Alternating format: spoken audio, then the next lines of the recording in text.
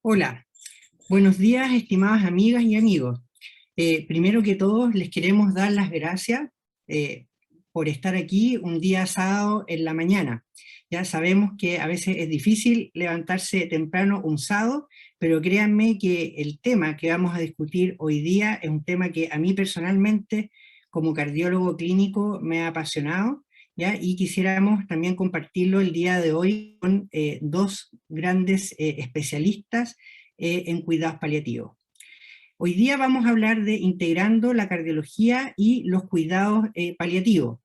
Como les comentaba, tenemos dos excelentes panelistas, ¿ya? Y que vamos a ir, digamos, viendo sus presentaciones a lo largo de este webinar. Algunas recomendaciones, ¿ya?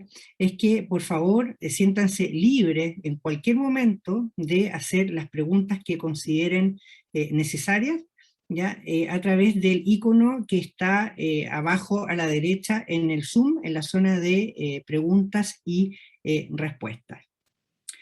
Ahora, sin más preámbulo, les quiero presentar ya a nuestro a nuestro primer, en realidad, speaker, ya que yo tengo también el agrado porque Pedro, ya el doctor Pedro Pérez fue compañero de curso mío durante la beca de medicina, digamos, durante la carrera de medicina, aquí en la Universidad Católica. El doctor Pedro Pérez es jefe del programa de su especialidad médica en medicina paliativa de la Universidad Católica de Chile y también es un profesor asociado ya de la Facultad de Medicina también de la Pontificia Universidad Católica de Chile. El día de hoy el doctor Pérez nos va a hablar de su charla ¿Qué son los cuidados paliativos? Revisión a partir de un caso clínico. Bienvenido, doctor Pérez, muchas gracias por estar aquí.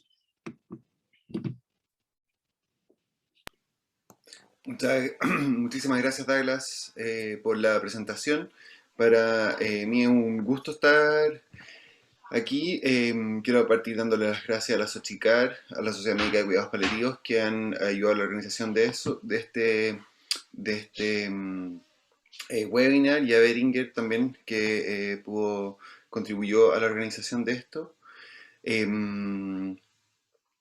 Y bueno, sin más preámbulos, como decía el doctor Douglas Gray, voy a partir con mi presentación. Y la idea es que sea más bien como un pincelazo inicial sobre los cuidados paliativos.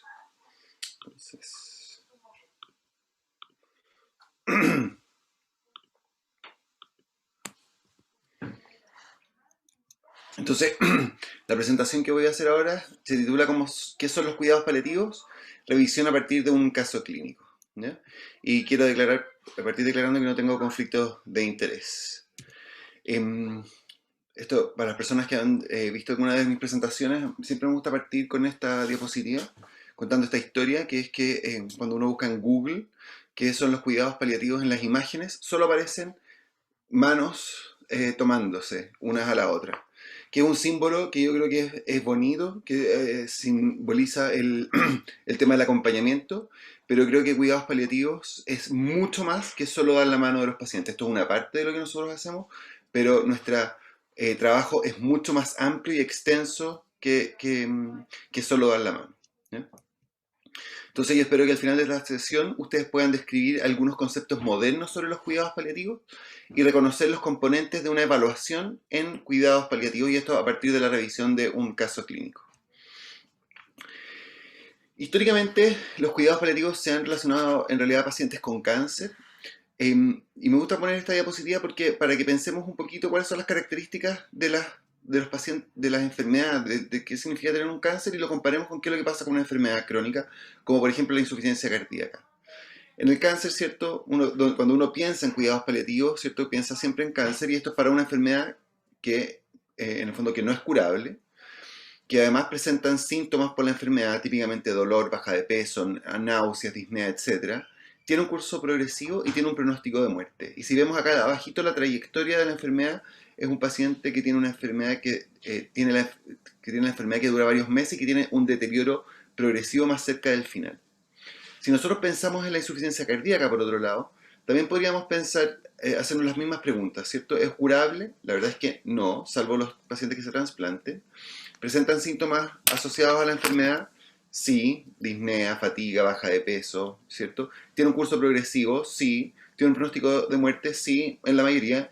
Y a diferencia del cáncer, que también tiene una trayectoria de enfermedad prolongada, esto es un deterioro lento y progresivo. Y yo sé que el doctor Gray y la enfermera Gallastegui van a hablar un poquito más de eso.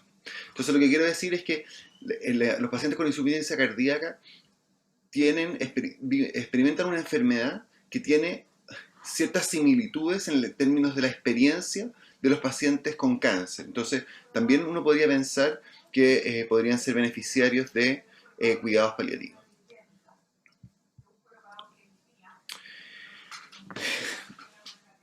Y aquí vamos a darnos un salto un poquito distinto. Esta es una diapositiva que busca reflejar la evolución, ¿cierto? En la historia de la medicina, desde los orígenes de la humanidad, la vocación principal de la medicina fue aliviar. ¿Ya? Desde los orígenes de la humanidad, siempre la medicina buscó aliviar. Y esto ha sido así realmente durante casi toda la historia. Este es un cuadro de fines del siglo XIX, pintado por Picasso, que se llama Ciencia y Caridad, que muestra a una persona moribunda en su casa y que refleja cómo fallecía la gente hasta en ese momento y que representa un poco cómo fallecía la gente, cómo falleció durante la historia de la humanidad, en su casa, acompañado de una monja que habla del tema de la espiritualidad, que le está dando alimento. Y aquí aparece interesantemente un médico que está como desconectado del moribundo, está tomando la frecuencia y está mirando su reloj, ¿ya? Que muestra la parte como científica, ¿cierto?, de la experiencia del final de la vida. Y durante el siglo XX lo que ocurrió, ¿cierto?, es que hubo una gran cantidad de desarrollos médicos de distintos tipos, ¿cierto?, vacunas, antibióticos, las quimioterapias, ventilación mecánica, etcétera, que ha tenido un impacto súper importante en el desarrollo y en la mejoría de la salud, ¿cierto? Y aquí me gustaría agregar, no tengo las fechas exactas, pero un montón de intervenciones en cardiología, ¿cierto?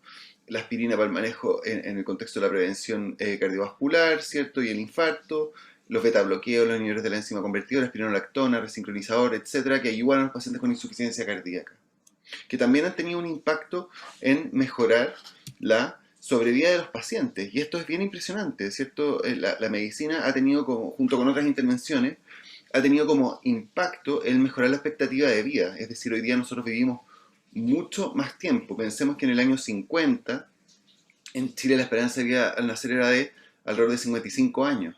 Hoy día nosotros hemos ganado 25 años en los últimos 70 años, ¿cierto? Hemos ganado 25 años como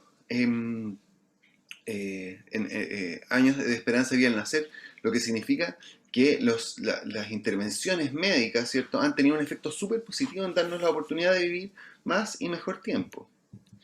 Sin embargo, esto ha tenido un costo también, porque las intervenciones, ¿cierto?, el realizar intervenciones ha sido como el estándar habitual. Entonces, finalmente ocurre que hay personas que están con enfermedades graves, que están intervenidas de manera permanente, y hoy día se hace mucho más difícil, por ejemplo, identificar cuándo un paciente va a fallecer. Y lo que tenemos que discutir en realidad no es cuándo hacer intervenciones, sino que cuándo dejar de hacer intervenciones. Entonces, el proceso de fin de vida ha sido mucho más intervenido y ha hecho que sea mucho más difícil diagnosticar efectivamente que alguien está falleciendo. Entonces, con este marco, me gustaría revisar un caso de una paciente que nosotros vimos ahora recientemente, que creo que ilumina un poco cuál es la realidad de algunos de estos pacientes producto de todos estos justamente avances. Tenemos una mujer de 67 años que es jubilada, que vive con su esposo. Ella tiene antecedentes de una FA más un bloqueo completo de rama izquierda, que con un marcapaso, ¿cierto? Tiene una insuficiencia cardíaca de etiología valvular de larga data, con una fracción de eyección del ventrículo izquierdo del 38%. Ella tenía una valvulopatía mitroaórtica severa operada más un recambio valvular mecánico, y secundario a la evolución de la enfermedad, tiene una hipertensión pulmonar severa y una insuficiencia tricuspida severa, Es usuario de oxígeno domiciliario y además tiene un hipotiroidismo. Dentro del manejo de su enfermedad valvular, ella tiene un recambio valvular biológico del 78, más un segundo recambio valvular mitral y un aórtico mecánico el 91 y el 2008. Después hizo un leak mitral severo que se reparó, también un leak aórtico moderado, y se hizo una tiroidectomía parcial por un nódulo tiroideo y se instaló este marcapaso en febrero del 2021. Estos eran los medicamentos que usaba: furosemida, espironolactona, beta-bloqueador, ¿cierto? Digoxina, ácido fólico, Eutirox, y otros medicamentos para manejo sintomático, además anticoagulada, ¿cierto? Y ella había tenido 2 hospitalizaciones ya durante el último año. Una fue en octubre del año pasado y otra en una hospitalización prolongada, ¿cierto? En febrero de este año por una nueva insuficiencia cardíaca descompensada, en esa segunda oportunidad en relación a una hemorragia digestiva alta por la úlcera péptica asociada a su anticoagulación. Por lo tanto, hospitalizaciones que fueron bien complejas. Ella se fue de alta en febrero y desde entonces evoluciona con deterioro lento y progresivo su capacidad funcional, alrededor en 2 meses, con disnea de reposo asociada a ortopnea y disnea paroxística nocturna y un malestar en el hipocondrio derecho, que se interpretó, malestar en el hipocondrio izquierdo. Por eso consulta el servicio de urgencia. Y llegó en muy malas condiciones, a pesar de estar con oxígeno en la casa, estaba desaturando con un 61% ambiental cuando se saturó en la urgencia, muy mal perfundida, estaba francamente congestiva, polipneica, por lo que se inician diuréticos, ventilación mecánica no invasiva, y con eso evolucionó inicialmente bastante bien. Ingresó a la unidad coronaria. Ahí se mantiene con ventilación mecánica no invasiva sin posibilidad de ventana. Estaba muy congestiva, ¿cierto? Se inició su vida de furosemía, se tuvo que apoyar con inótropos y con muy mala respuesta. Se trató de aumentar los diuréticos y se inició una de noradrenalina para mejorar la perfusión renal, con poca respuesta, y empezó con deterioro de la función renal, por lo que se instaló un catéter de hemodiálisis y se inició ultrafiltración, que partió ahora en el fondo un pocos días después de su admisión, con mejoría sintomática y disminución de los requerimientos de droga vasoactiva. Pero siempre persistiendo inicialmente, o sea, requiriendo, se pudo reducir las drogas vasoactivas, perdón, pero se mantuvo con ellas durante la hospitalización. Y en ese contexto, viendo una paciente que estaba muy frágil, que había tenido 2 hospitalizaciones previas por insuficiencia cardíaca, solicitan evaluación por el equipo de cuidados paliativos para poder optimizar el manejo sintomático y eventual apoyo en el domicilio, pensando en que esta paciente se pudiera ir de alta y reconociendo que esta era una paciente frágil con alta posibilidad de que volviera a presentar nuevamente la insuficiencia cardíaca descompensada. Entonces fuimos a evaluarla, hicimos lo que se llama la pesquisa de síntomas. Dentro de lo que destacaba principalmente era la disnea, ¿cierto? Que tenía una escala de 0 a 10, 10. Estaba malestar general y con muchas preocupaciones financieras. Y de los otros temas, la verdad es que no había nada como muy prioritario. La paciente era usuaria crónica de benzodiazepina, lo que nos hizo a nosotros levantar una banderita, ¿cierto? Diciendo que esta tenía riesgo de mal uso de opioides. No tenía delirium y tenía además una historia de constipación crónica, y en este caso en la hospitalización llevas más de 5 días sin deposición. Y conversando con ella y con el marido, ambas personas estaban al tanto de su diagnóstico, tenían información en general respecto al pronóstico desfavorable de la patología actual, o sea, sabían que estaba grave y que podía fallecer, y la paciente manifestó que ella quería participar activamente respecto de la toma de decisiones, en caso de que hubiera alguna complicación. Entonces,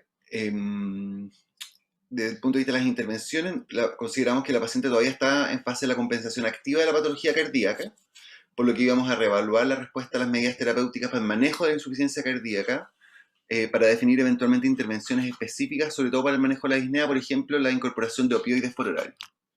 Optimizamos laxante para el manejo de la constipación y ofrecimos un seguimiento, ¿ya? Esto es el caso inicial, la evaluación inicial. Después, más adelante, voy a contar un poco qué fue lo que ocurrió con esta paciente.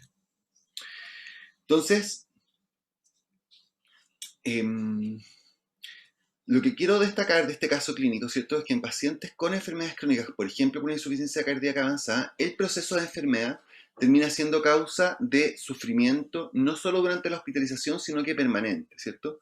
Los pacientes experimentan múltiples síntomas físicos y emocionales durante el periodo final de su vida, ¿cierto? Y durante la trayectoria de la enfermedad, como por ejemplo en el caso de esta paciente que estaba con disnea durante al menos 2 meses.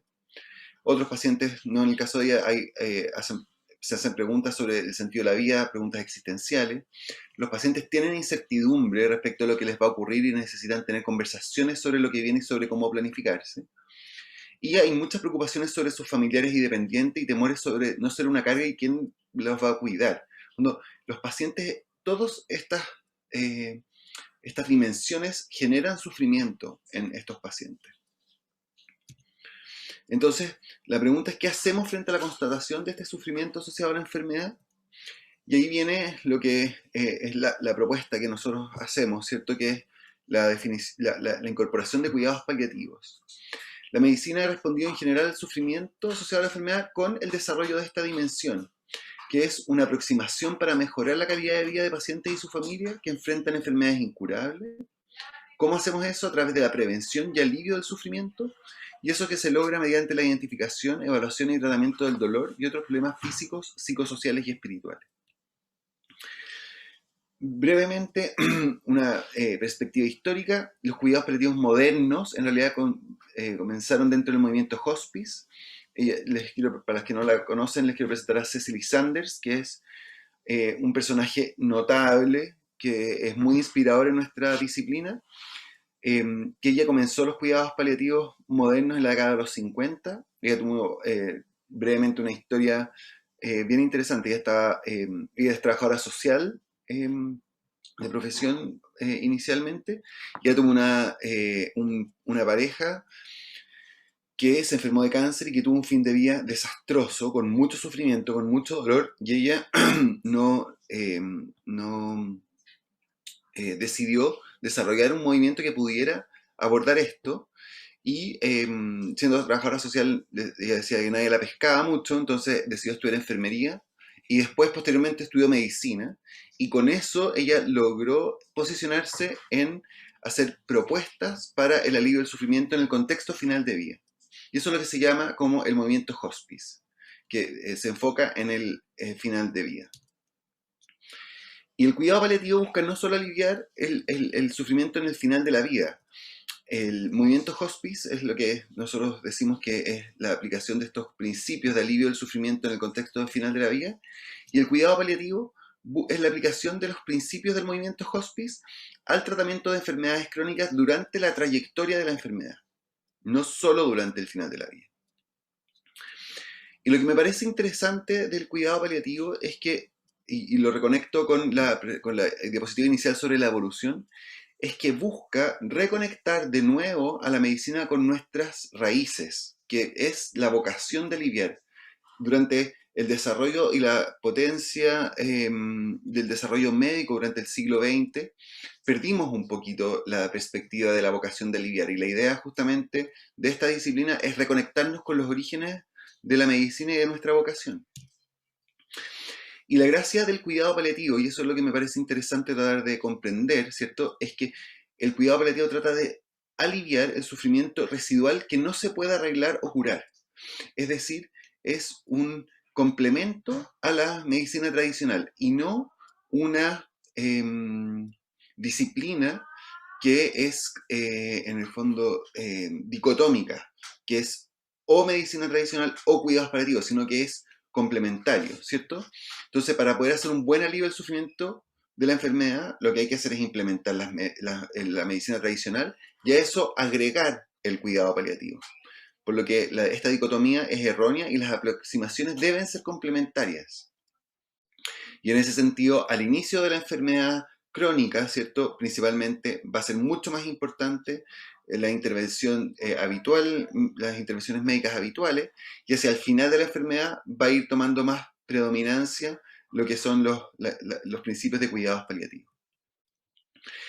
Y esta disciplina ha tenido ha sido tan potenciada que la OMS emitió esta resolución en el año 2014 que promueve que los cuidados paliativos lleguen a todos los pacientes y llama a que los países formulen y refuercen y apliquen políticas de cuidados paliativos de tal manera de incorporar en la totalidad del proceso asistencial servicios de asistencia paliativa basado en criterios científicos, costo eficaces y equitativos. Es decir, todos los pacientes, el sistema de salud debiera tener una aproximación que incluya lo paliativo en todos los escenarios, ambulatorio, hospitalizado, en la casa, como el sistema de salud provee o incluye la provisión de cuidados paliativos para todos los pacientes que lo necesiten. Y me gustaría describir brevemente cómo hay un artículo que fue publicado en 2018 que es muy importante para la disciplina de los cuidados paliativos, que fue publicado en la revista Lancet, que es un documento que promueve y da información valiosa y que sustenta la ampliación de la provisión de cuidados paliativos a nivel internacional. Es un artículo que tiene 60 páginas, yo voy a tratar de resumirlo con 2 o 3 ideas. Lo primero es que las personas experimentan un enorme sufrimiento asociado a la enfermedad a nivel mundial, y lo que se hizo básicamente es calcular cuántos días de sufrimiento nosotros experimentamos como humanidad anualmente. Y aquí en el gráfico de torta que se ve a la derecha, que es lo que dice total, solo quiero decir que nosotros como humanidad experimentamos más de 21 billones de días de sufrimiento anual, y de eso los que están en celeste son un cuarto de esos días son por dolor no tratado, y el otro cuarto de días son por salud mental no tratada. ¿Ya? Y esto se puede aliviar de manera efectiva con intervenciones simples, que no están disponibles para todas las personas en todos los escenarios. Nosotros aplicamos, la Comisión Lancet hace una propuesta para calcular el número de personas que requieren de cuidados paliativos. Nosotros estamos en el proceso de cuantificar eso, y solo mencionar que en Chile para el año 2017, en rosadito se ve ahí a mano derecha, hay alrededor de 48.000 personas con cáncer que requieren de cuidados paliativos, y en relación a patología cardíaca serían alrededor de 3.000 personas anuales que debieran requerir de cuidados paliativos. Aquí sí es importante manifestar que para el cálculo de las personas con enfermedades cardíacas solo se incluyen personas que fallecieron y no personas que no fallecieron durante el último año. Esto es básicamente la cantidad de personas que requieren de cuidados paliativos en Chile, que serían alrededor de 125.000 personas, de las cuales solo hoy día 48.000 tienen algo de cobertura por el GES de cuidados paliativos, y hay alrededor de 77.000 personas que tienen otras enfermedades que también requerirían de cuidados paliativos, cuyo acceso no está garantizado. Entonces, esto apoya lo que dice la comisión Lancet, ¿cierto? Que existe esta brecha en el alivio del sufrimiento, y este sufrimiento no está siendo aliviado de manera adecuada porque no hay acceso a cuidados paliativos. Y existe un paquete esencial de medicamentos básicos y de personal de salud que debiera estar disponible para todos los que experimentan sufrimiento, y ese es otro de los puntos que plantea la Comisión Lancet. Entonces, dada la extensión y la magnitud de pacientes que requieren de cuidados paliativos, todos los profesionales de la salud deberíamos tener competencias. Esto no es necesariamente de resorte del especialista.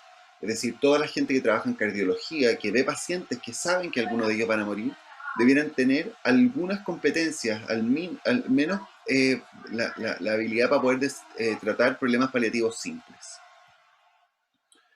Entonces, volviendo al caso clínico, ¿cierto? Tenemos a esta paciente con insuficiencia cardíaca valvular, que llegó por insuficiencia cardíaca descompensada, que estaba requiriendo drogas vasoactivas, ¿cierto? Que estaba haciendo falla renal, y que había tenido ya 2 hospitalizaciones previas, largas.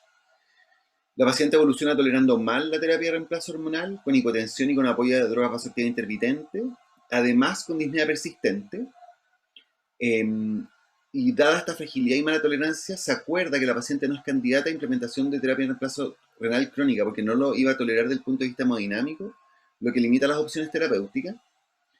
Se conversa con pacientes, se les explica la situación, y ella entiende que se encuentra grave y que estar hospitalizada implica tener menos acceso para estar con su familia, en particular sus nietos, que era algo que era prioritario para ella. y ella manifiesta que su prioridad es estar en su casa y idealmente fallecer ahí. Entonces, una vez definidos los objetivos del cuidado con los cuales los familiares y tratantes están de acuerdo, se define un plan y acordamos entonces tratar de optimizar la hemodiálisis durante la hospitalización para lograr balance hídrico negativo. Se administra levosimendan en una dosis y se trata de bajar el apoyo de otras drogas vasoactivas. Se tiene una reunión familiar con el esposo y las hijas y se acuerdan objetivos del cuidado y se planifican intervenciones para lograrlo. Esto es que la paciente sea dada de alta y que esté con los síntomas controlados. Se deja bien claro que la paciente va a fallecer altamente probable en el domicilio y educamos a la familia sobre el manejo de disnea en el domicilio, que era uno de los problemas principales que iba a tener, implementando oxígeno, les enseñamos de uso de vía subcutánea y morfina, y se establece un plan de apoyo en caso de que tengan complicaciones en la casa. Ellos no podían tener acceso a cuidados paliativos en su domicilio porque tienen una enfermedad que es no oncológica, por lo tanto esa garantía eh, eh, no está disponible. Y se acuerda que en caso de que las cosas no anden muy bien, rehospitalizaría para poder que falleciera en el hospital sin intervenciones complejas. Entonces, si hacemos un resumen de cuáles son los problemas paliativos en este caso, esto incluye manejo de síntomas físicos, principalmente disnea, que es basado en el manejo de la enfermedad de base más las intervenciones para el alivio sintomático. El segundo problema tiene que ver con el manejo de la información. Ella tenía información clara respecto a la enfermedad y se establecen objetivos del cuidado claros y consensuados con la familia. Y se organiza cuidado domiciliario y se educa a la familia en competencias de cuidado para el alivio de los síntomas que son prioritarios.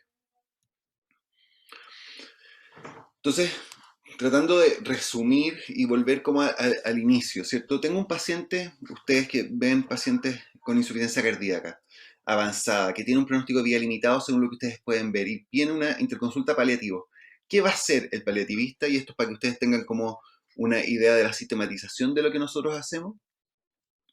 Si nosotros entendemos que el sufrimiento es multidimensional, lo que va a hacer el paliativista es identificar las causas del sufrimiento. Y eso se hace básicamente evaluando algunas dimensiones, que son la presencia de síntomas físicos, la presencia de síntomas psicológicos, espirituales y sociales. Exploramos la necesidad de información sobre la enfermedad y pronóstico para el paciente y la familia. Organizamos la planificación, o sea, establecemos una planificación anticipada del cuidado y definición de estos objetivos de para qué estamos haciendo estas intervenciones médicas, y evaluamos cuáles son las necesidades para una adecuada organización del cuidado en el domicilio.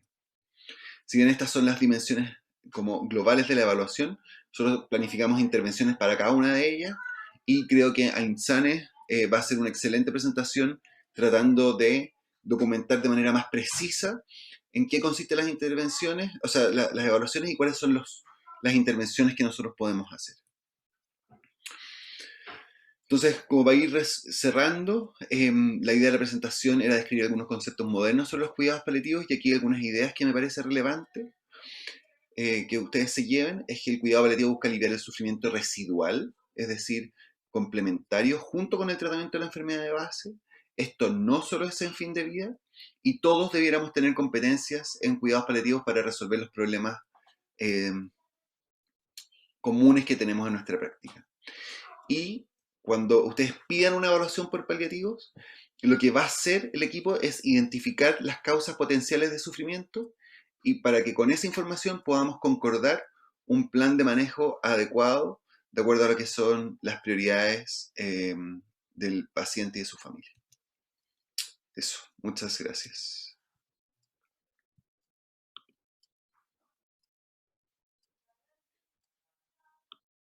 Disculpen, le damos las gracias al doctor Pérez por una excelente y, como dicen los gringos, inspiring presentación.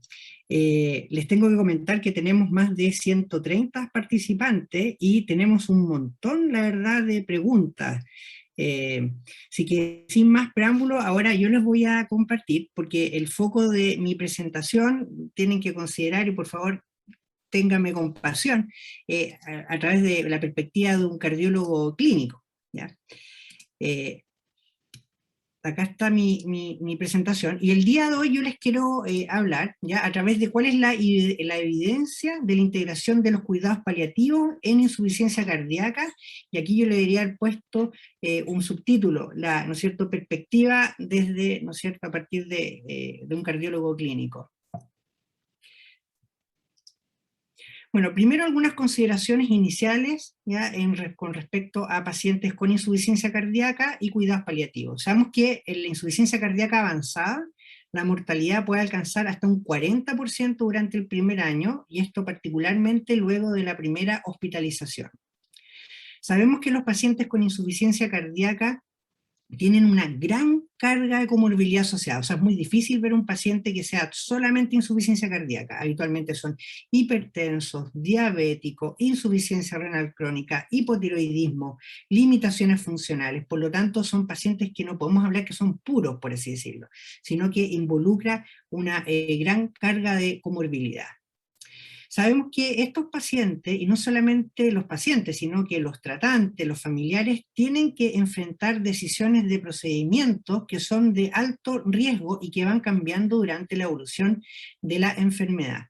Y que más aún, a veces cuando tomamos decisiones de alto riesgo, es difícil poder determinar el pronóstico, por lo tanto hay incertidumbre. Y cuando yo tengo incertidumbre, no tengo objetivo, las decisiones se me hacen aún más complejas. Es como Radio Bio Bio, el hombre que no está informado no puede tomar decisiones, ¿no es cierto? Aquí pasa un poco lo mismo, porque tanto los tratantes, ¿no es cierto?, como el equipo de salud no podemos, ¿no es cierto?, de repente entregar más información porque no la tenemos, y eso también lleva a que haya una falta de planificación, que es un problema que vamos a conversar.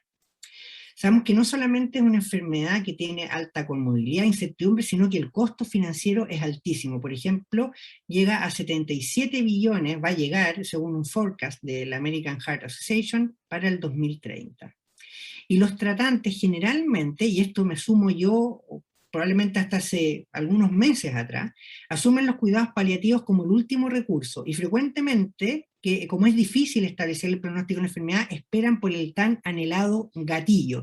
Y este gatillo, habitualmente, ¿cuándo lo toman usted? En un turno, en la noche, que lo llaman y dice la señora Juanita está desaturando, le intubo, no le intubo, ¿qué hacemos? Ya entonces ustedes comprenderán que este anhelado gatillo, más aún, ni siquiera llega en un horario hábil con toda la gente ahí, sino que te llega por una llamada telefónica en medio de la noche. Y eso, ¿no es cierto?, genera, digamos, harta problemas en los tratantes, en el equipo de salud, y para qué hablar del paciente. Bueno, cuando uno define insuficiencia cardíaca avanzada, este es un gráfico que ustedes ya han visto desde el comienzo de la falla cardíaca hasta, ¿cierto?, los múltiples eventos de descompensación y falla cardíaca. Primero hay que decir que esta transición a insuficiencia cardíaca avanzada es muy difícil para los especialistas en falla cardíaca el definir. Hay que, sin embargo, decir que el paciente cada vez que es hospitalizado, nunca va a volver atrás, ¿ya? Siempre va a haber un deterioro y cada hospitalización para el paciente va a significar una caída en la falla de vida. ¿Cómo definimos este periodo? Bueno, hay definiciones hemodinámicas, bien técnicas, con respecto al número de hospitalizaciones, ¿ya? Pero sin duda que es un periodo difícil de definir. Por lo tanto, parece ser lógico que uno quizás debería involucrar todos los equipos multidisciplinarios antes de llegar a este evento más avanzado. Ahora voy a mostrar algunas evidencias contemporáneas, que es lo que dice desde el punto de vista de la cardiología y los cuidados paliativos. Primero sabemos que hay un consenso de expertos del año 2019 del ACC, ya que fueron probablemente las primeras guías que hablaron un poquitito más. Si bien es cierto, el 2017 las consideró, el 2019 ya también lo consideraron, ya, pero si ustedes lo ven aquí, lo consideran principalmente en pacientes que no han mejorado o están empeorando. Sin embargo, una visión más contemporánea del año 2021, y piensen lo que les voy a mostrar en solamente 2 años, cómo cambia la perspectiva del comité de expertos de cardiólogos. Esto es súper importante, en 2 años, ellos se fijaron 10 puntos pivotes que están acá, y el punto número 10 es cuidados paliativos.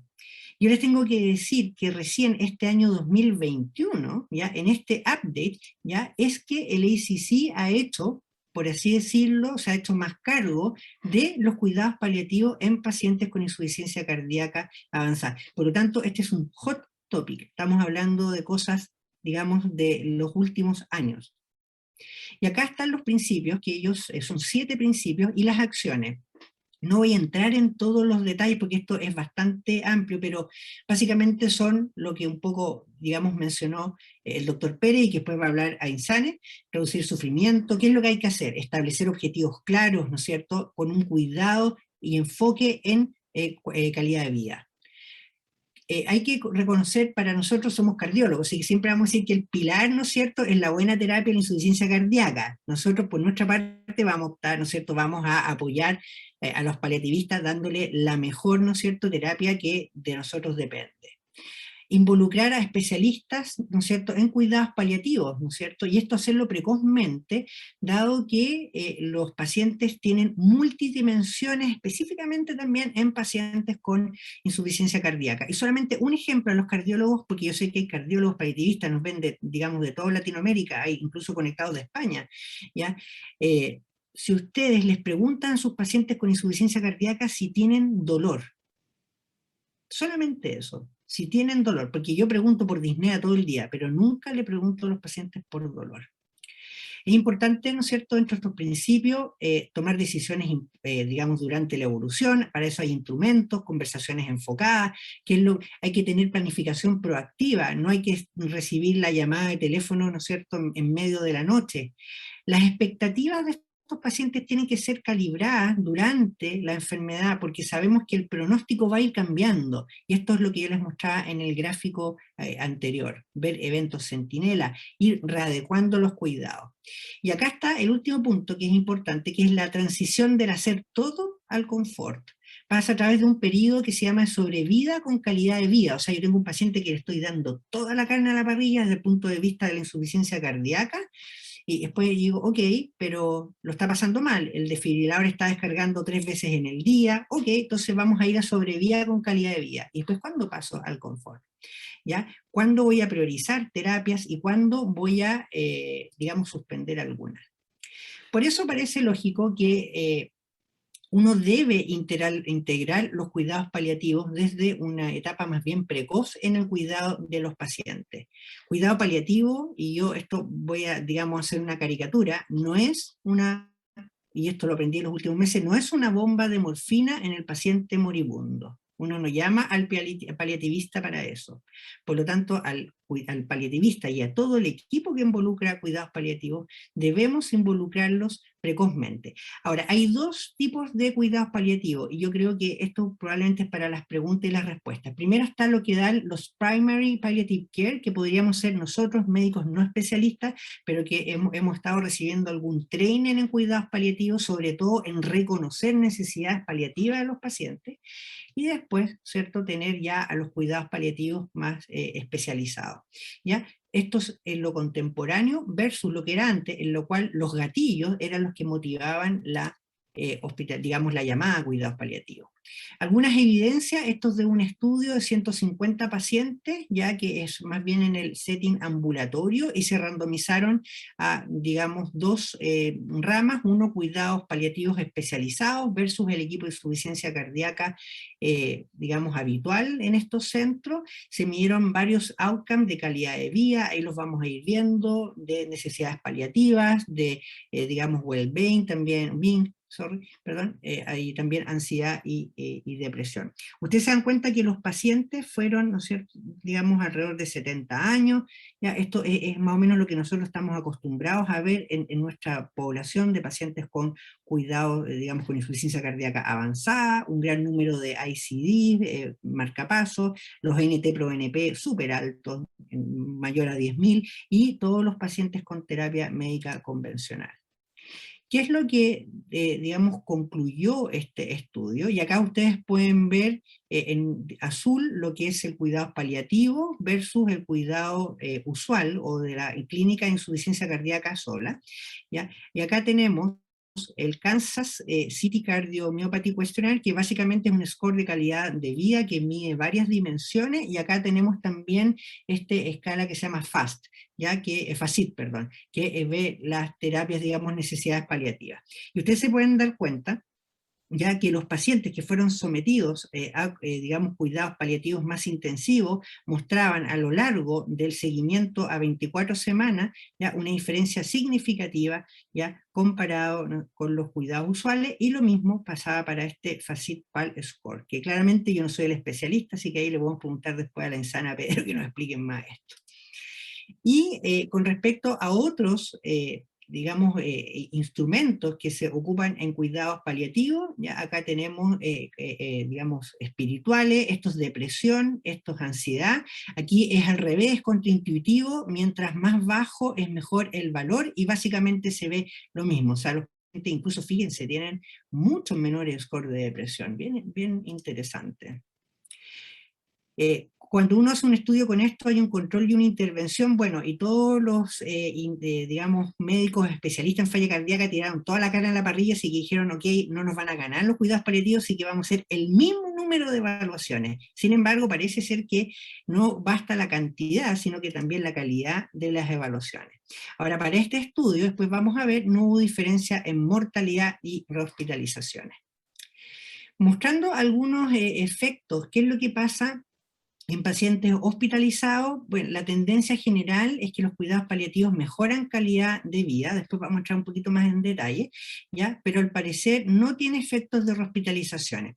Sin embargo, hay evidencia reciente que cuidados paliativos basados en el domicilio ya mejorarían claramente síntomas, calidad de vida, pero también, y quiero ser, digamos, súper enfático, hay una dimensión económica, en cuanto hay que una reducción de las hospitalizaciones. Por lo tanto, esto no solamente es para nosotros como médicos, enfermeras, equipos de salud, sino que también para, como le llaman, el policy maker, el gallo que coloca la plata. Bueno, también yo creo que le interesa esta patita.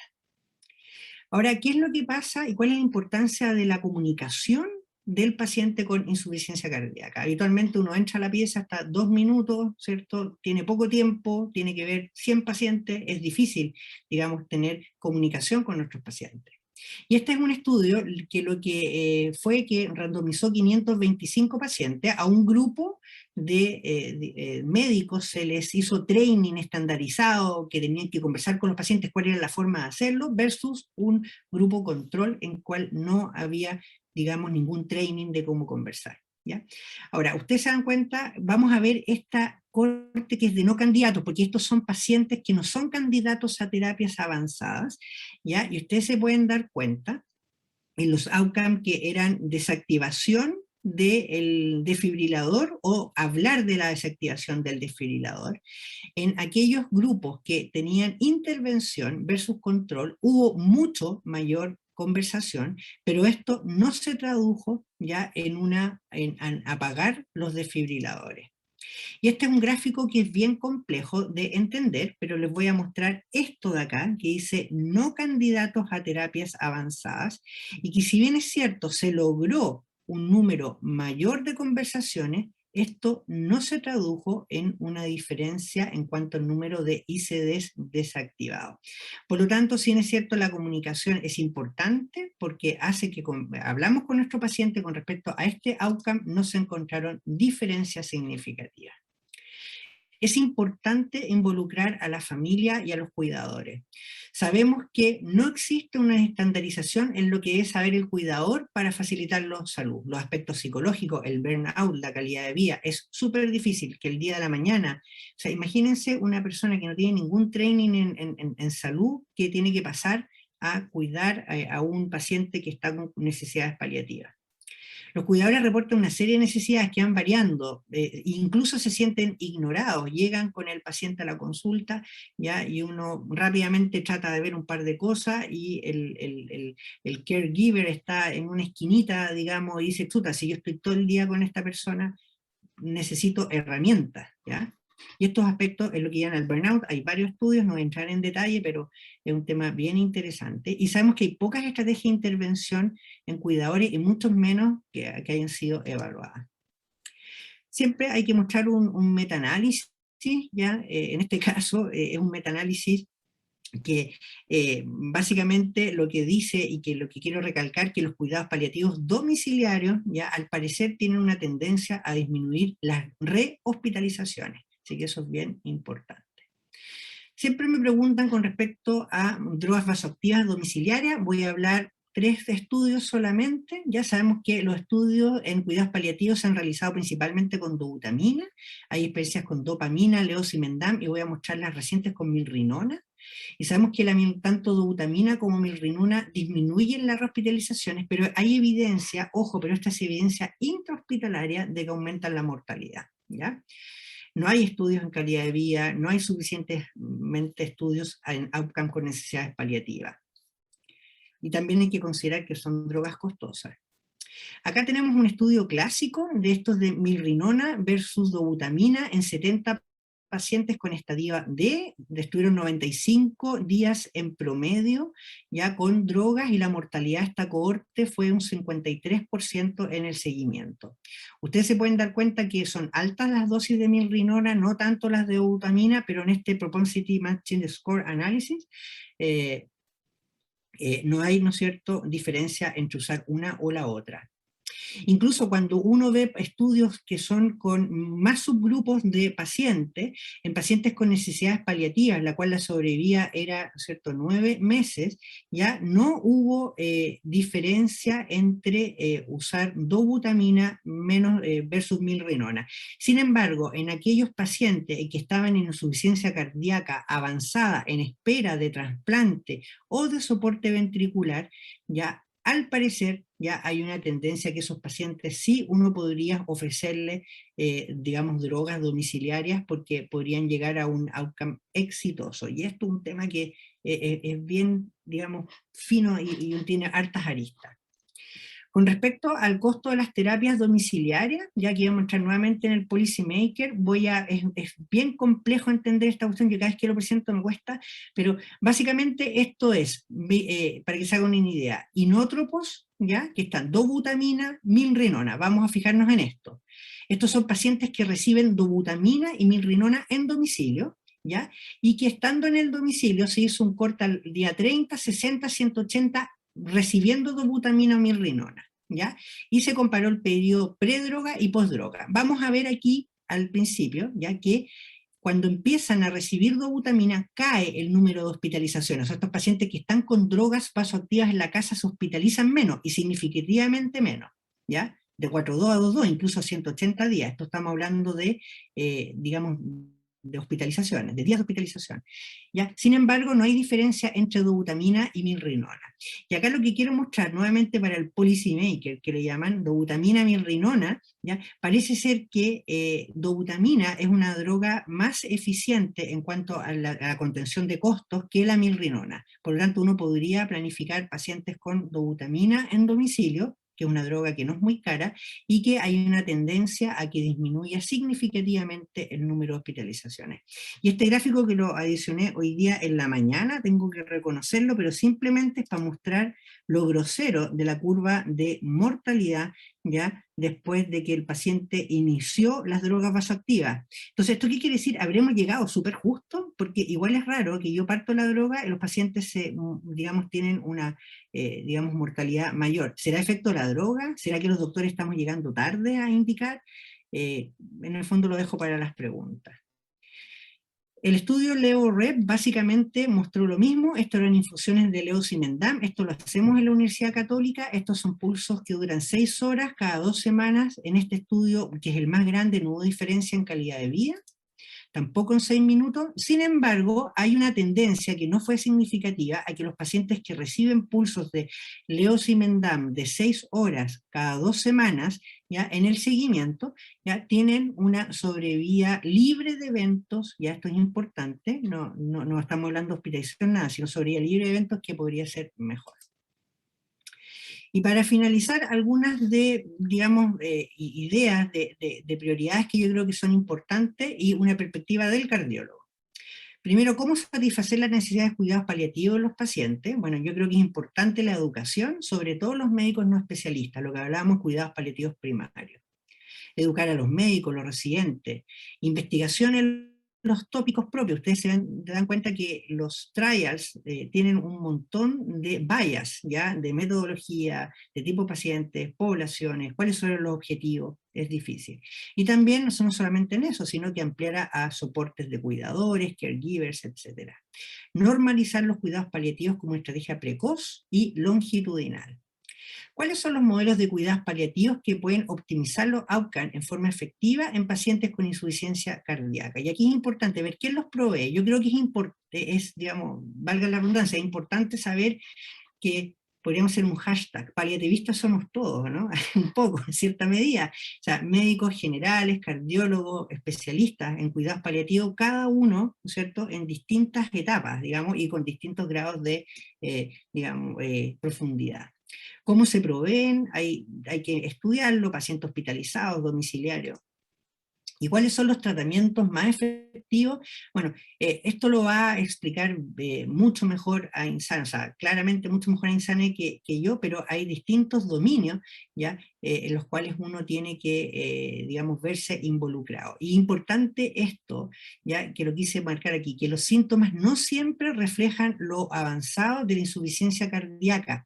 Es importante saber que estos pacientes realmente tienen disnea sin hipoxemia, entonces de repente uno ve que el paciente satura 98, 96, 94, pero está con disnea, y uno dice, pero ¿cómo va a tener disnea si el saturómetro está bueno? ¿Ya? Entonces esto es un marco conceptual de pacientes con insuficiencia cardíaca de cosas que les son propias, ¿ya?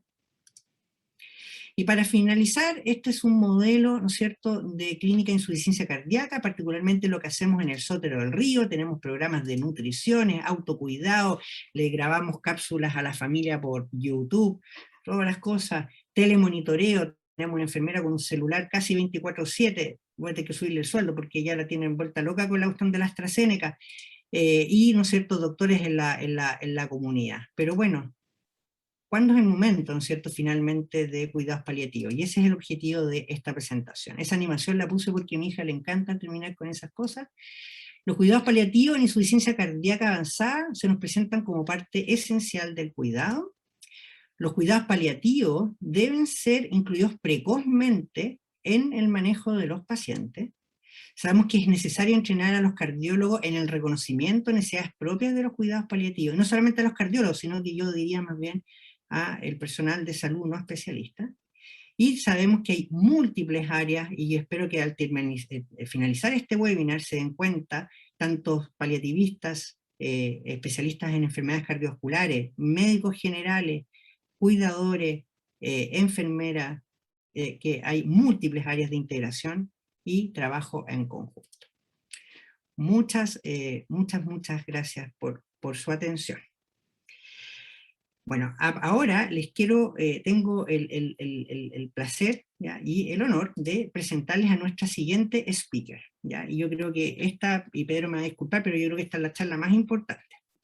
Les quiero presentar a Insane Gallastí, ¿ya? Insane es una enfermera universitaria que es especialista en oncología de la Universidad Católica. Ella tiene un posgrado en cuidados paliativos en la Universidad Ramón de Llull de Barcelona, España. Es, digamos, diplomada en bioética, y ella es una académica, es profesora clínica de la Escuela de Enfermería y también del programa de Medicina Paliativa de cuidados paliativos de la Católica. Hoy día nos va a dar una charla que se titula, la tengo acá, ¿cómo pueden los cuidados paliativos ayudar al manejo de los pacientes con insuficiencia cardíaca? Así que te damos la bienvenida a Insane, la audiencia es tuya. Muchas gracias, doctor Greg, y muchas gracias también a Sochicar y a la Sociedad Médica de Cuidados Paliativos que han hecho posible juntarnos hoy día a hablar de este tema tan relevante, que creo que es una tremenda oportunidad para todos, en el fondo, de aprender de estos dos mundos que parecen tan opuestos, pero que en realidad parece que tenemos muchas cosas que conversar. Ay, parece que estoy compartiendo. Se me mezclan las pantallas.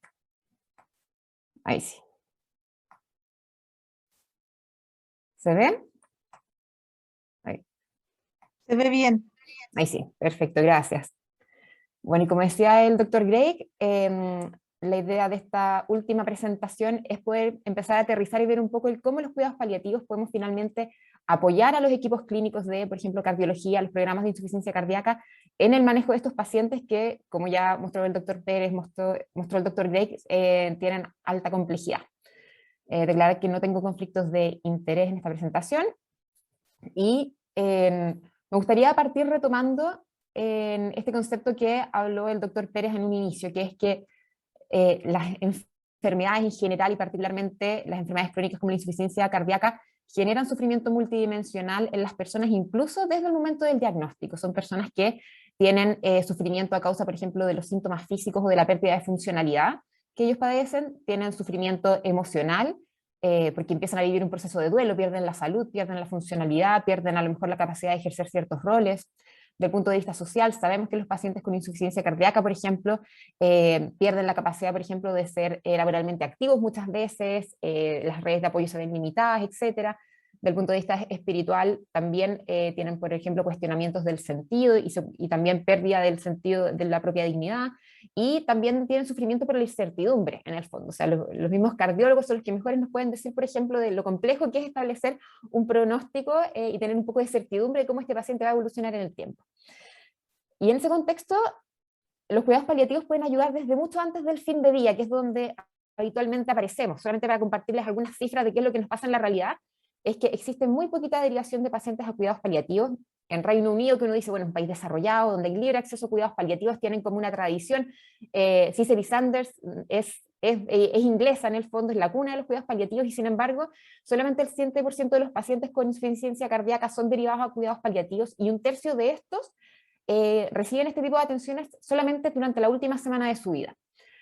En Chile no tenemos mayores cifras, dado que hoy en día no hay acceso universal a cuidados paliativos. Sin embargo, la experiencia que nosotros les podemos compartir desde nuestra unidad en el fondo es que de los más de 800 pacientes que vemos al año, solamente el 1,5% fue derivado por insuficiencia cardíaca, y la sobrevida media fue de solamente 9 días. Por lo tanto, esto nos pone un desafío, ¿cierto?, de cómo podemos ayudar a aliviar el desafío, el sufrimiento, y mejorar la calidad de vida, si es que estamos llegando solamente al final, ¿cierto? Y aquí está este gráfico que refleja muy bien que objetivos involucra el cuidado de fin de vida de los últimos días y horas de vida. Sin embargo, tiene una visión mucho más amplia que el doctor Pérez y el doctor Drake han ido compartiendo. Pero la pregunta es, bueno, suena muy bonito, pero ¿cómo finalmente los cuidados paliativos podemos aportar a las pacientes, a los familiares y a los clínicos en el manejo de los pacientes con insuficiencia cardíaca? Y este es un modelo como básico de integración de cuidados paliativos en enfermedades crónicas, en donde se va viendo de que cómo desde el principio cuidados paliativos puede de a poquitito irse introduciendo al manejo de este tipo de pacientes, y dependiendo de la evolución de la enfermedad, el pronóstico y los objetivos del cuidado, vamos tomando más o menos relevancia. Y si lo pudiéramos como resumir o intentar graficar, podríamos, lo que mostró el doctor Pérez en este caso de esta paciente que se vio recientemente, lo podríamos resumir en 5 puntos principales que vamos a ir revisando a continuación: el control de síntomas, el apoyo psicosocial y espiritual a paciente y familia, las necesidades de información, planificación anticipada y objetivos del cuidado, y finalmente la organización del cuidado. Partiendo por el control de síntomas, el doctor Drake decía recién de que todos preguntamos al paciente con insuficiencia cardíaca si tiene disnea, y a lo mejor si tiene fatiga, pero nunca preguntamos si tiene dolor, por ejemplo. Y si vemos este gráfico de acá, en donde hay varios estudios que han tratado de levantar un poco cuáles son los síntomas en esta población, vemos que en realidad las columnas rojas son los pacientes con insuficiencia cardíaca, las columnas en azul son los pacientes con cáncer, y si nos damos cuenta, no hay mucha diferencia, la verdad. A lo mejor hay algunos síntomas como disnea que son más prevalentes en insuficiencia cardíaca, somnolencia un poquitito más en cáncer. Sin embargo, vemos de que tienen un perfil de carga sintomática bastante similar, y de hecho los estudios demuestran que en términos de distrés global, o sea, en el fondo como en la conjugación de todos los síntomas que estos pacientes tienen, podría ser incluso un poco mayor, con diferencia significativa estadísticamente, que los mismos pacientes con cáncer. En promedio tienen 9 síntomas cada uno de estos pacientes, y sabemos que aún con terapia óptima, muchas veces a pesar de esto, con la progresión de la enfermedad, esta carga sintomática va a ir aumentando con el tiempo. Y sabemos que un paciente disneico, con fatiga, con anorexia, con caquexia cardíaca, etcétera, tiene peores outcomes globales que un paciente que tiene síntomas controlados. Entonces, como decía el doctor Gray, si bien la base del manejo sintomático en insuficiencia cardíaca es el tratamiento de la misma insuficiencia cardíaca, como hablaba el doctor Pérez, nosotros en cuidados paliativos nos enfocamos a poder ayudar a manejar el sufrimiento residual que su tratamiento de base no es capaz de manejar. Por lo tanto, esto puede ser incluso desde etapas más tempranas. Hemos tenido casos, por ejemplo, de pacientes que se han hospitalizado por una descompensación, nos han pedido interconsulta porque en ese minuto se pensaba que el paciente tenía un pronóstico muy pobre, y nosotros apoyamos con el manejo de síntomas, lo hemos hecho seguimiento al alta, y hemos ayudado a manejar los síntomas, y cuando vemos que el paciente a lo mejor no va por el carril de que va a fallar, sino que en realidad se está estabilizando, en cuidados paliativos en el fondo readecuamos los objetivos de cuidado que vamos a ver más adelante, y a lo mejor nos enfocamos más en la rehabilitación y manejar los síntomas con ese objetivo también.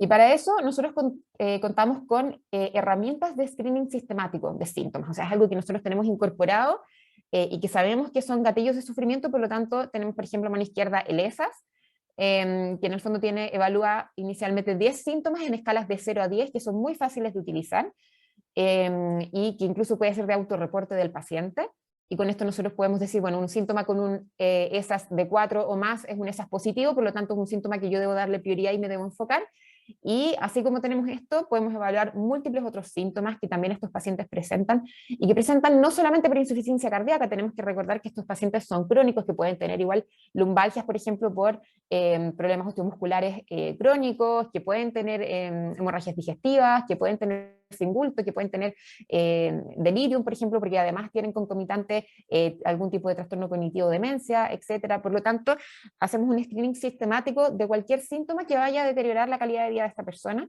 de manera de poder enfocar el tratamiento. Y esto finalmente nos permite hacer un tratamiento que es multimodal, es decir, hacemos tratamiento farmacológico, como pueden ser los opioides para el manejo de la disnea, como pueden ser también terapias interdisciplinarias, en donde hacemos múltiples intervenciones no farmacológicas, como puede ser, por ejemplo, la educación para técnicas de ahorro de energía, en el fondo. Por ejemplo, todo lo que es terapia ocupacional, kinesiología, tiene un rol fundamental, y como equipo de cuidados paliativos nos orientamos en base a los objetivos del cuidado para poder brindar un tratamiento integral para el alivio de los síntomas de este paciente. Pero además de eso, sabemos de que en la medida de que la progresión de la enfermedad va ocurriendo, muchos de los tratamientos, y estos son pacientes que tienen mucha polifarmacia, de hecho en las preguntas del chat ahí salía alguien que hablaba sobre la polifarmacia, también apoyamos en el fondo a poder ir determinando cuáles de los tratamientos farmacológicos que el paciente está recibiendo en este minuto es concordante con los objetivos del cuidado, y podemos ir en el fondo ya sea agregando o suspendiendo de acuerdo a la situación de cada paciente y del minuto que estamos viviendo, y especialmente cuando nos acercamos hacia el final de la vida. Además, nosotros nos enfocamos mucho en lo que es la evaluación del distrés psicosocial y espiritual. La literatura extensamente describe cómo estos pacientes tienen altas necesidades y distrés por la necesidad de adaptación a la pérdida de la funcionalidad, tienen preocupación por la dependencia, esto que decía el doctor Pérez de sentir que son una carga para alguien más, hay preocupación financiera, hay alta incertidumbre, necesidades de comunicación. El lenguaje que nosotros hablamos no necesariamente es el lenguaje que nuestros pacientes van a entender, y a veces tenemos que ser muy concretos para que ellos puedan comprenderlo. Hay alta ansiedad ante la toma de decisiones, temor al aislamiento y el abandono, esta pérdida del sentido y de la dignidad. Hay muchos componentes espirituales que son capaces de gatillar también síntomas físicos. Nosotros en cuidados paliativos hablamos de dolor total, o sea, un paciente, o podríamos hablar de disnea total. Un paciente no solamente tiene disnea porque el corazón no está bombeando adecuadamente y está congestivo, etcétera, sino que además es un paciente que está ansioso porque no sabe qué es lo que va a venir. Está con pérdida de sentido porque ya no es capaz de hacer lo que le daba más sentido a su vida, por ejemplo. Por lo tanto, el abordaje también es primordial que lo abordemos desde todas las dimensiones de la persona. Y además, sobre todo en una población donde sabemos que tienen una alta prevalencia de depresión. La literatura ahí es bien heterogénea en las cifras, pero en general se habla entre un 17 y un 37% de los pacientes con insuficiencia cardíaca, lo que es muy superior a la población en general. Y además hay muchos estudios que hablan de cómo la depresión aumenta la morbimortalidad. O sea, estos pacientes con insuficiencia cardíaca y depresión en general tienen mayor mortalidad en el corto plazo que un paciente que no tiene un trastorno depresivo. Y en este sentido, la mirada de los cuidados paliativos aporta al manejo de esto. De partida, la mirada sistémica paciente-familia. En el fondo, nosotros vamos a evaluar al paciente, pero también vamos a evaluar a su red de apoyo y cómo cada uno de ellos está viviendo el proceso de enfermedad. Otra de los pilares en cuidados paliativos es la continuidad del cuidado y el acompañamiento. Sabemos que estos pacientes, por ejemplo, los conocemos en el hospital y ahora están en una intercurrencia aguda, sin embargo sabemos que este paciente en algún minuto va a volver a su casa y debe readecuarse y readaptarse para la progresión de la enfermedad y las causas de sufrimiento que van apareciendo en el camino. Para ello también tenemos distintas herramientas y preguntas que usamos en nuestra clínica diaria que nos ayudan a evaluar el distrés psicológico, social y espiritual, como por ejemplo, les preguntamos al paciente si es que tiene un dolor profundo del alma, en el fondo, o sea, literal, si tiene dolor del alma, les podemos preguntar, y eso nos permite hacer una primera aproximación al sufrimiento espiritual y después ahondar y profundizar en qué es lo que le produce dolor o sufrimiento espiritual. También preguntamos dirigidamente lo que son las preocupaciones financieras, sobre todo hoy en día en donde el sistema de salud sabemos que ha aumentado sus costos y no necesariamente todos los pacientes tienen acceso a todas las prestaciones que ellos necesitan. También eso es un punto clave y que nos permite, por ejemplo, coordinar una derivación a trabajador social. Y en ese sentido, vuelvo a reiterar, la clave del trabajo en manejo interdisciplinario, en general nosotros en cuidados paliativos trabajamos con un profesional como de cabecera, ¿cierto? Que va a ayudar a articular al equipo y todos en conjunto vamos a trabajar en pro de este paciente y brindando acompañamiento terapéutico hecho por cada uno de nosotros como profesionales del equipo y brindando apoyo psicológico y también acompañamiento espiritual cuando es necesario y los pacientes están interesados. Pero para poder hacer esto también es fundamental, y acaba el tercer punto, el que el paciente conozca qué es lo que está pasando. Y muchas veces nos encontramos, y no solamente en insuficiencia cardíaca, pacientes con cáncer que los derivan a cuidados paliativos, y por ejemplo en hematología nos ocurre mucho que nos dicen, no, pero es que a mí me derivaron a cuidados paliativos porque el GES me va a cubrir las transfusiones de sangre. Cuando en realidad nos enfrentamos a una persona que tiene una enfermedad avanzada y un pronóstico de vida limitado. Por lo tanto, es fundamental de que la persona pueda... la persona conocer, pero también nosotros saber qué es lo que la persona maneja, y ahí nosotros preguntamos qué es lo que sabe la persona del diagnóstico, en el fondo de partida, sabe que tiene una insuficiencia cardíaca y sabe lo que significa tener una insuficiencia cardíaca, qué sabe del pronóstico, les preguntamos en el fondo, ¿para qué es el tratamiento que su médico tratante, por ejemplo, le está dando? En el fondo, ¿para qué es el tratamiento que usted está haciendo? Muchos nos dicen, no, es que con esto yo me voy a mejorar y mi corazón va a descansar y yo voy a poder estar mejor, o muchos otros van a tener conciencia del pronóstico, en el fondo, de que son medicamentos que lo van a ayudar a que su corazón funcione de la mejor manera posible, retardar la progresión, etc.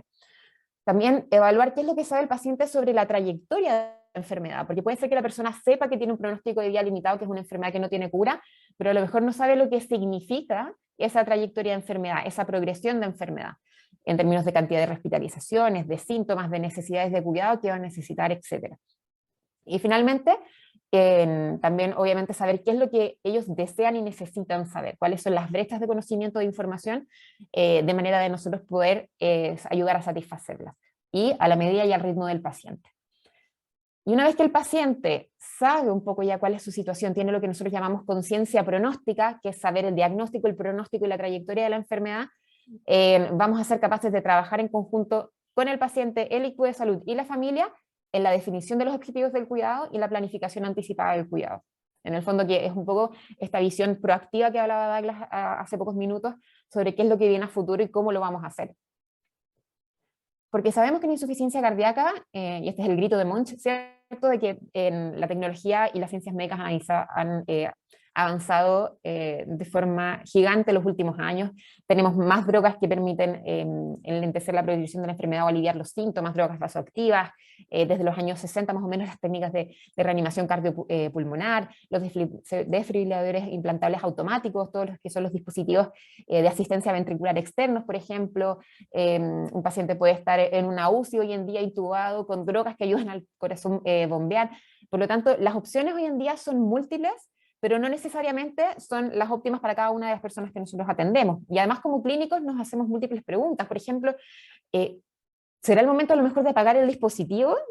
¿Cuándo lo podemos hacer? ¿O será este un paciente adecuado para llegar a una UCI, un ventilador mecánico, drogas vasoactivas? ¿Hasta dónde seguir? ¿Qué hacer si este paciente tiene un paro? ¿Cierto? ¿Cuándo hacemos la transición de una terapia orientada a la curación o al manejo activo a una terapia más bien orientada al confort y a la calidad de vida? Y en ese sentido, poder tener una hoja de ruta común es fundamental. Y para eso la planificación anticipada es clave. De hecho, las guías clínicas, por ejemplo, la Sociedad Española de Cardiología hace un par de años hizo una publicación en donde habla de esto y dice que es fundamental que la planificación anticipada del cuidado se inicie incluso antes de que ingresen los equipos de cuidados paliativos en el fondo. O sea, que cada uno de los cardiólogos, de los equipos de cardiología que ven este tipo de pacientes, puedan hacer esto que es un proceso que involucra al paciente, al equipo sanitario, sobre todo al tratante, una persona que lo conozca un poquitito más idealmente, y a su familia, para de partida evaluar cuáles son los valores, los deseos, las preferencias, a esto que hablaba Pedro, que hablaban con la paciente, qué es lo que era importante para ella en ese minuto, que era estar en su casa con su familia, tener tiempo con su familia y con sus nietos. Eso es lo primordial para esa paciente en ese minuto, versus a lo mejor otro que nos va a decir, no saben que en realidad yo lo que quiero es tratar de volver a trabajar cuando estamos en etapas más tempranas de la enfermedad. Entonces ahí sabemos de que el plan va a ser otro probablemente. Definir los objetivos del cuidado, que los vamos a revisar ahora también, nos va a permitir esto, tomar decisiones ante situaciones complejas y de fin de vida. Y como les decía, pero para que esto sea efectivo, no es muy práctico de que ocurra la última semana de vida, que es lo que nos ocurre actualmente, como veíamos con las cifras de Reino Unido y de Chile. Entonces, la clave de esta conversación es primero definir cuáles van a ser los objetivos del cuidado. ¿Ya? En el fondo, ¿para qué estamos haciendo o vamos a hacer lo que hacemos o lo que queremos hacer? Y estos objetivos pueden ser variados y van a ir cambiando en el tiempo, y también van a ser persona a persona. De repente incluso nosotros mismos en cuidados paliativos nos vemos confrontados por personas que a lo mejor nosotros decimos que en realidad como que no se ve muy auspicioso el futuro, pero la persona quiere seguir adelante, pero bueno, esos son sus objetivos del cuidado, y vamos a ver de qué manera, de forma realista, responsable y proporcionada, podemos ayudarlo a cumplirlos. Y estos objetivos pueden ser ayudar a curar la enfermedad, aumentar la sobrevida, ayudar a que el paciente no tenga molestias, que pueda participar en algún evento familiar. Tenemos pacientes que a lo mejor están hospitalizados y ellos lo único que quieren es que justo está de cumpleaños la hija y ellos quieren llegar a la casa para hacer el cumpleaños que tenían planificado, y aunque eso implique a lo mejor que sea un poco más complejo el manejo y fallecer en la casa finalmente, ¿ya? Entonces, determinación de los objetivos del cuidado va a ser nuestro objetivo final, en el fondo, lo que va a permitir que nosotros plasmemos nuestra hoja de ruta en esta planificación del cuidado. ¿Y qué es lo que nosotros vemos en la clínica, pero además la literatura nos reafirma? Es que a pesar de la multiplicidad de opciones, un paciente con una conciencia pronóstica adecuada puede tomar mejores decisiones. En el fondo, yo sé que a lo mejor sabes que voy a rechazar el ventilador mecánico y la reanimación porque yo sé de que no me va a dejar mejor de lo que estoy, a un paciente que dice, no, saben que hagan todo porque yo me quiero recuperar, cuando nosotros sabemos de que eso no es así, y eso es porque el paciente no tiene conciencia pronóstica. Y por otro lado, la planificación anticipada del cuidado permite alinear al paciente, a la familia y al equipo sanitario, algo que es tan complejo porque de repente terminamos rabiando o frustrándonos porque nosotros queremos ir por un lado, el paciente quiere ir por el otro, la familia quiere ir por el otro. Entonces, cuando hacemos este proceso que está centrado en la persona, nos permite finalmente poder alinear los objetivos del cuidado y la planificación del cuidado en todos los componentes de este equipo, que son pacientes, familia y equipo sanitario. Y los últimos 2 años, sobre todo, yo diría, ha salido bastante literatura que respalda un poco los beneficios de esto. Hay un par de metaanálisis que de hecho salieron, uno que es de la Cochrane incluso, que hablan que la planificación anticipada del cuidado mejora la calidad de vida de los pacientes con insuficiencia cardíaca, empodera al paciente, que es algo clave en cuidados paliativos, al menos para nosotros tenemos muy consciente, que es la sensación de pérdida de control. Cuando un paciente recibe el diagnóstico de una enfermedad avanzada y progresiva, es la sensación de pérdida de control absoluto. En cambio, cuando permitimos que participen en estos procesos y se hace una planificación anticipada del cuidado, permite empoderarlo y que recupere un poco esta sensación de control. Disminuye la depresión y la ansiedad en los pacientes, aumenta la satisfacción del paciente con el cuidado en fin de vida y también con la comunicación recibida con su equipo tratante. También disminuye la depresión y la ansiedad en los familiares y también permite que tengan un duelo posterior, más adaptativo, y mejora la documentación sobre la planificación anticipada. O sea, en el fondo nos facilita a nosotros como clínicos además la toma de decisiones y el manejo. No es muy concluyente todavía en uso de recursos y muerte en lugar de perseverancia. Sin embargo, queda claro de que la planificación anticipada del cuidado tiene beneficios que son transversales y que es un proceso que podemos hacer en nuestra práctica diaria, que podemos hacer en nuestras consultas, en los controles, porque estos pacientes son ya parte de la casa. Nosotros decimos, son pacientes que los equipos de cardiología ven por muchos años. Y finalmente, una vez que tenemos claro el objetivo del cuidado, tenemos claro la planificación del cuidado, llegamos a finalmente lo que es cómo vamos aterrizar esto, que es la organización del cuidado. Y esto en cuidados paliativos nosotros lo hacemos durante todo el proceso de enfermedad. Como yo les decía, incluso pacientes que vemos en una intercurrencia aguda y que después se van de alta, todavía con un objetivo más bien de rehabilitación, nosotros vamos ayudando a que estos pacientes que tienen estas descompensaciones, y ustedes lo saben, en el fondo, después de cada descompensación y con el paso del tiempo, las cosas nunca son como eran antes, ¿cierto? En el fondo los pacientes van paulatinamente perdiendo funcionalidad, van perdiendo la posibilidad de trabajar, las redes de apoyo se van desgastando y agotando. No es lo mismo cuando está recién diagnosticado a cuando tenemos un paciente con muchos años de proyección, de trayectoria de enfermedad. Por lo tanto, lo que nosotros hacemos en cuidados paliativos es poder identificar de partida cuáles son las necesidades de cuidado de este paciente. Por ejemplo, en el caso que mencionó el doctor Pedro Pérez, tenemos la necesidad, era una paciente que requería, por ejemplo, la administración de medicamentos subcutáneos para poder manejar los síntomas que ella tenía. Necesitábamos definir cuáles eran las estrategias más adecuadas. Era una paciente que estaba con disnea de reposo, por lo tanto su funcionalidad está limitada y eso implica desde el punto de vista de rehabilitación, desde el punto de vista de cuidado de enfermería, también la existencia potencial de otras complicaciones como son lesiones por presión, dolores osteomusculares, por ejemplo, por la dismovilidad, etc. Entonces, una vez que definimos cuáles son las necesidades de cuidado desde el punto de vista de fármacos, equipamiento, apoyo profesional, etc., ver qué tan complejos o simples son, vamos y evaluamos cuáles en el fondo son los recursos del sistema de soporte que tenemos vigentes en este minuto, el quiénes, el cómo tenemos disponibles, si tenemos un cuidador competente, en el fondo una persona que sea capaz de hacerse cargo porque tiene la disponibilidad de tiempo, porque tiene las competencias para aprender las cosas que necesitan, ¿cierto? Y si el domicilio permite otorgar un cuidado óptimo a esta persona.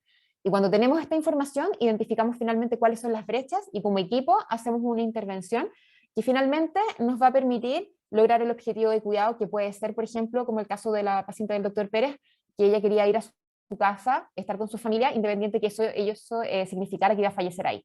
Por lo tanto, la organización del cuidado es un proceso que parte previo al alta, en este caso, se trabaja durante esta y también finalmente continúa posterior a esta, en el seguimiento del paciente. No es un paciente que yo le deje la furosemida subcutánea, por ejemplo, y la morfina subcutánea y después yo le deje a la casa y sepa que va a estar todo bien. Sabemos que van a haber exacerbaciones sintomáticas, por ejemplo, que van a surgir dudas en la red de apoyo, por lo tanto el seguimiento también es posterior. Entonces, de esta manera nosotros adecuamos la terapia para el manejo ambulatorio o domiciliario. No todo lo que hacemos en el hospital, todos lo sabemos, es factible hacer en otros settings de atención. Hacemos educación al paciente y a los cuidadores para que puedan ser como agentes de autocuidado en el fondo, que puedan resolver las situaciones que vayan a ocurrir. Hacemos gestión de medicamentos, insumos, equipos médicos, o sea, en el fondo ayudamos a que esta familia no solamente ellos tengan las competencias, sino que tengan todas las cosas necesarias para articular el cuidado en el domicilio, y siempre con un enfoque proactivo en el fondo. Nosotros siempre somos como los mal pensados, digo yo. Sabemos que las cosas pueden ir mal, esperamos lo mejor, pero nos preparamos para lo peor, porque finalmente eso es lo que estos pacientes y estas familias van a vivir el día de mañana en sus hogares. Por lo tanto, siempre vamos a tener un plan B, siempre vamos a tener un SOS, y eso lo vamos a trabajar en conjunto en base a los valores, preferencias del paciente, la familia, desde la planificación del cuidado, pensando en lo que viene más adelante. Y nuevamente, esto también la literatura en el fondo es bien clara en decir de que el poder apoyar y acompañar en la organización del cuidado permite el logro de los objetivos del cuidado, o sea, en el fondo permite que los pacientes efectivamente puedan fallecer en su casa, por ejemplo, cuando ese es el objetivo. Fortalecen la percepción de autoeficacia en el cuidador, o sea, en el fondo tenemos cuidadores más empoderados, que se sienten más seguros, y eso la literatura muestra que se refleja además en la capacidad de autocuidado del paciente y también en la disminución de la ansiedad del paciente. Y finalmente también tenemos que la intervención en conjunta entre los equipos de insuficiencia cardíaca y cuidados paliativos aumenta la sensación de control y capacidad de autocuidado de los pacientes con un mejor automanejo y outcomes clínicos en el fondo. Y esto, insisto, no necesariamente tiene que ser al final de la vida, sino que puede ser en cualquier momento en donde los equipos tratantes vean que tienen un paciente con sufrimiento asociado a la enfermedad. ¿Ya? Ese es como el termómetro que nosotros tenemos que utilizar. Mi paciente está sufriendo a causa de su enfermedad y en este minuto la terapia habitual no está siendo totalmente 100% resolutiva. Entonces, esa es una forma también de decir, bueno, acá cuidados paliativos también tiene algo que aportar junto a nosotros. Y esto es un poco lo que yo les mencionaba recién en esta trayectoria de enfermedad que es tan poco predecible, por decirlo de alguna manera. Cuidados paliativos puede incorporarse a veces con intervenciones puntuales, ¿ya? Y ya más hacia etapas más avanzadas de la enfermedad nos vamos haciendo cada vez más presentes y de forma más continua vamos acompañando al manejo de la enfermedad. con este fin, manejar el sufrimiento residual. Yo creo que este es como uno de los mensajes claves, ¿cierto? Cuidados paliativos ayuda al manejo del sufrimiento residual en el tratamiento habitual, que el tratamiento habitual, perdón, no es capaz de manejar. Podemos apoyar no solamente a los pacientes, a las familias y cuidadores, sino que también trabajar en conjunto de los equipos de salud y, y ayudarnos en el trabajo, en la toma de decisiones que son tan complejas. Tenemos un tremendo desafío y una tremenda oportunidad. Nosotros esperamos de que durante los próximos meses salga promulgada una ley de cuidados paliativos universales que va a permitir que los pacientes con insuficiencia cardíaca tengan acceso a cuidados paliativos, que esa es una gran limitante y una barrera para que ustedes mismos como cardiólogos a lo mejor puedan derivar pacientes. Entonces, esto esperamos que pueda estar subsanado y que prontamente tengamos cuidados paliativos universales. En una patología que es altamente prevalente, la Organización Mundial de la Salud habla de que de las necesidades universales de cuidados paliativos en el mundo, el 40% está asociado a pacientes con enfermedades cardiovasculares. Y el tener acceso a cuidados paliativos también nos va a poner el desafío de que vamos a tener que aprender y crear un nuevo modelo de atención integrado que mejore la calidad de vida de las personas con insuficiencia cardíaca y su familia. Y esta es una frase que a mí me hace mucho sentido, que es del grupo de la Universidad de Alabama, que hace estudios en cuidados paliativos e insuficiencia cardíaca, que hablan de que el desafío de estos modelos integrados de atención es poder encontrar como la dosis correcta de cuidados paliativos para el paciente correcto en el momento adecuado, en el momento correcto. ¿Ya? Así que eso, como equipo, nosotros estamos felices y disponibles también de poder compartir, de poder aprender juntos en este proceso. Tenemos distintas instancias formativas.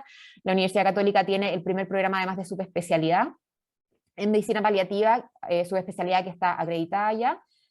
Así que yo creo que la invitación está hecha y nuevamente agradecer la oportunidad de poder estar aquí con ustedes hoy día compartiendo sobre las posibilidades de trabajo entre cuidados paliativos y los equipos de cardiología.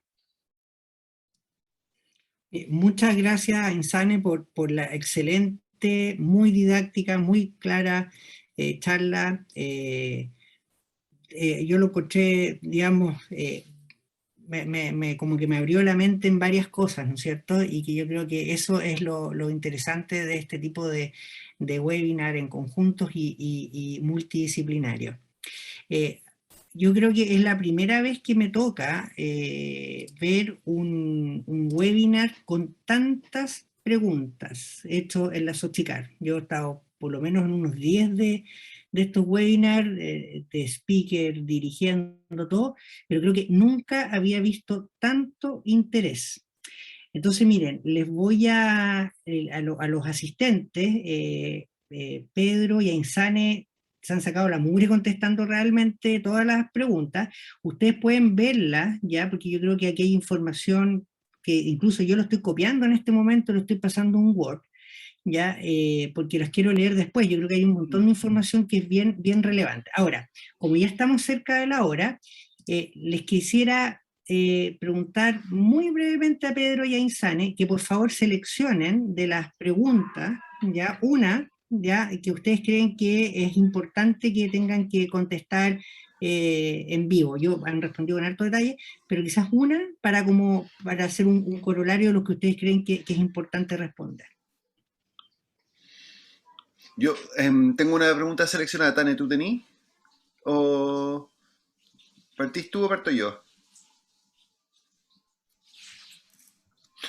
Yo, no se te escucha muy Con tu bien. micrófono apagado. Sí.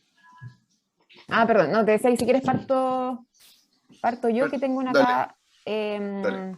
seleccionada, que en el fondo que yo creo que es como bien práctica, porque es como la primera duda que les va a surgir probablemente a los equipos de cardiología, que es un poco si es que existen criterios. Aquí José Tomás Martínez preguntaba como si existen criterios, qué criterios proponemos en el fondo para dar cuidados paliativos o interconsultar a cuidados paliativos. Y bueno, en la evidencia es bien heterogénea las distintas propuestas, pero yo creo que las claves es lo que hablábamos un poco recién. Uno, el ser sensibles al identificar causas de sufrimiento en estos pacientes que no son factibles de ser satisfechos a través del manejo habitual. Y además de eso existen algunos como criterios un poco más concretos que uno podría como decir. Por ejemplo, está hay una herramienta que se llama la pregunta sorpresa. Que en el fondo uno le pregunta al clínico, ¿cierto? En el fondo, ¿usted cree que este paciente podría fallecer durante el próximo año? Y si la respuesta es sí, ustedes en el fondo pueden decir, bueno, este es un paciente que se podría beneficiar de cuidados paliativos porque tiene es una pregunta que tiene un enfoque un poco más pronóstico en el fondo. Entonces, esa es una pregunta que es bien práctica y que uno podría hacerse en pacientes que incluso uno ve en la consulta, que le queda la duda y uno se puede decir, bueno, este paciente, ¿usted creo que este paciente podría fallecer dentro del próximo año? Si eso es así, bueno, una interconsulta cuidados paliativos para a lo mejor ni siquiera tiene no siempre es necesaria una causa tan específica. Muchas veces en oncología nos derivan a los pacientes solamente por el hecho que tienen enfermedad avanzada, aunque no tengan un síntoma tan claro, tan exacerbado.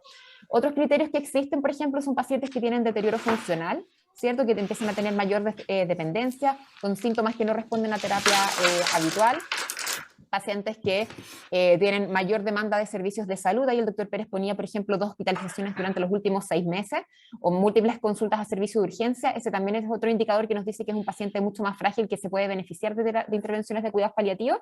Y también pacientes que, dada su fragilidad, no son candidatos a, por ejemplo, acceder a otras terapias de mayor complejidad, como pueden ser trasplante cardíaco, dispositivos de asistencia ventricular, etc. Excelente. Yo quería responder una de las preguntas que decía Bárbara Cuña sobre el manejo de la disnea severa. ¿Sobrepone el tratamiento farmacológico de la disnea con el de sedación paliativa? Es un súper buen tema y me pareció como relevante como clarificar, y aquí hay 2 conceptos. Uno es que la disnea es un síntoma frecuente en pacientes con insuficiencia cardíaca y que cuando en el fondo es una insuficiencia cardíaca refractaria con los pacientes que tienen ya disnea de pequeños, capacidad funcional 3 o 4, es decir, disnea de pequeños esfuerzos o disnea de reposo, tienen indicación de opioides, ¿ya? Los opioides en las dosis iniciales, en general, producen, cuando uno los parte somnolencia, la somnolencia tiende a desaparecer con el correr de los días y se mantiene el alivio de la disnea. Entonces, el uso de opioides no es sinónimo de sedación paliativa, ¿ya?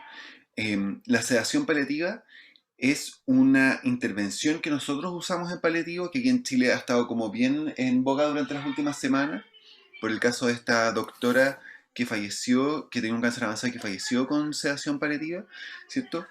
La sedación paliativa lo que es la implementación de fármacos que son sedantes, no opioides, más bien benzodiazepinas o propofol, por ejemplo, que tienen como objetivo buscar el compromiso de la conciencia del paciente para que no experimente síntomas. Eso lo implementamos cuando el síntoma es refractario. Es decir, que por ejemplo un paciente con disnea severa, a pesar de dosis altas de opioides, persiste con disnea sintomática severa y no estamos siendo capaces de aliviar el síntoma. En esos contextos se utiliza la sedación paliativa. Por lo tanto, el uso de morfina o de fentanilo, por ejemplo, para el alivio de la disnea en pacientes con insuficiencia cardíaca avanzada, no es lo mismo que sedación paliativa, sino que son conceptos distintos. ¿Ya? Perfecto. Súper, súper, súper claro. Oiga, para mí ha sido una mañana espectacular. La verdad que incluso yo estaba leyendo las respuestas, he aprendido un montón aquí. Y claramente esto vamos a después tener que seguir, ¿no es cierto?, trabajando en conjunto y ahondarlo y hacer y llevar cuidados paliativos a todas partes. Yo creo que es bien importante.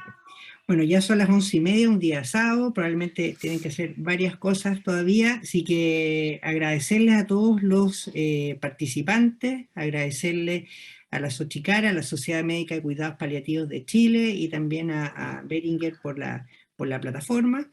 Y también a, ¿no es cierto?, ya les agradeció bastante, pero nunca está de más, a Insane y a Pedro por sus presentaciones. Nos vemos en una siguiente instancia. Buenos días.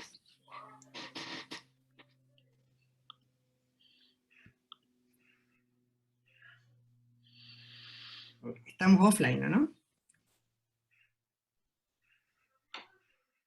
Ahí sí.